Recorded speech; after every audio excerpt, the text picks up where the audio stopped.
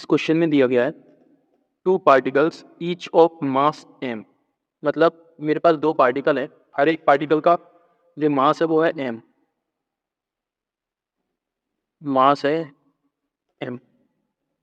Go round a circle of radius r, मैंने एक circle बनाया, इस सर्कल की रेडियस है r,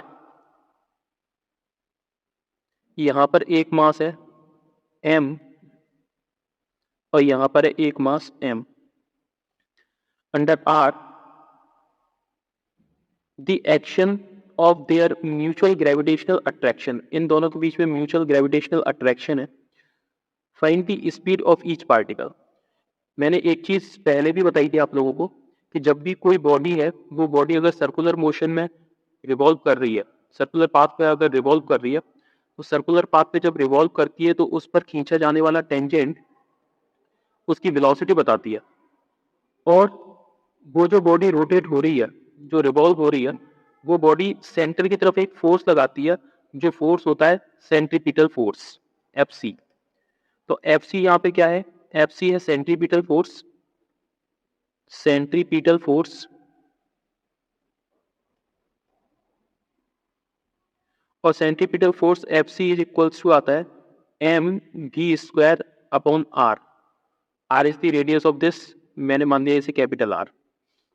this is the mass. Okay, now ये जो सेंट्रीपिटल फोर्स है जो सेंटर की तरफ लग रहा है, ये सेंट्रीपिटल फोर्स, अच्छा अब एक फोर्स इधर की तरफ एक और लगता है, जो दोनों मास, अगर ये दोनों मास हैं तो इन दोनों मास के बीच में अट्रैक्शन फोर्स लगेगा, जो अट्रैक्शन फोर्स ग्रेविटेशनल फोर्स कहलाएगा। इन दोनों मास के बीच में जो अट्रैक्शन फोर्स लगेगा, तो जो अट्रैक्शन फोर्स है उसे मैंने बोला gravitational force F is equals to G M M upon, ये वाली डिस्टेंस कितनी हो जाएगी? r plus r,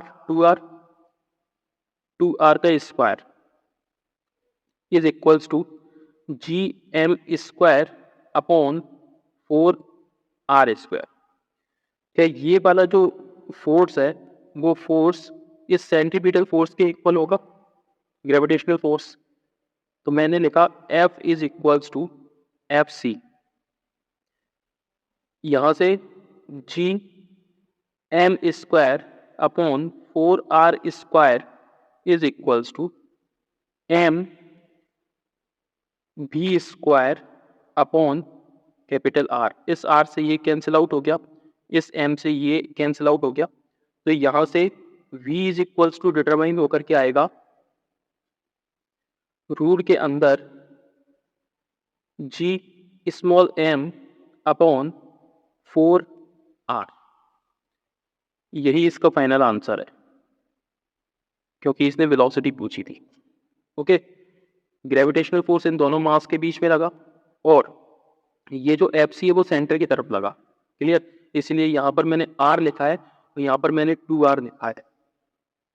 right? Okay, thank you.